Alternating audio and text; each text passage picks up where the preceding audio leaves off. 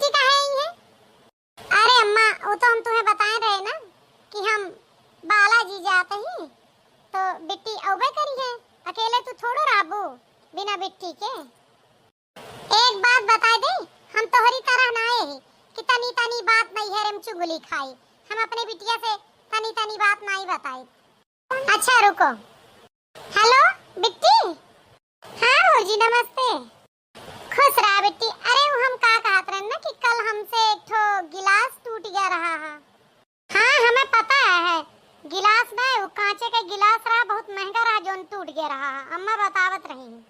बिट्टी एक बात और रही, कल हमसे ना थोड़ा सा दूध बह गया रहा गैसिया पर। दूध बह गया रहा कि पूरा भगोना का दूध है गिरा दे रो, और थोड़ गिरा कि 1 लीटर से ज्यादा रहा। अम्मा बताती रही हमका। बिट्टी एक बात और कहे करा, जोन अपने पड़ोस में कल्लीवा है ना, ओकरे लड़कवा भा है।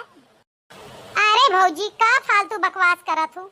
उनके लड़का ना बिटिया भे बाटे, ओकरे नैहरे से उनकी ता पीली साड़ी उनके सास के लिए आए बा।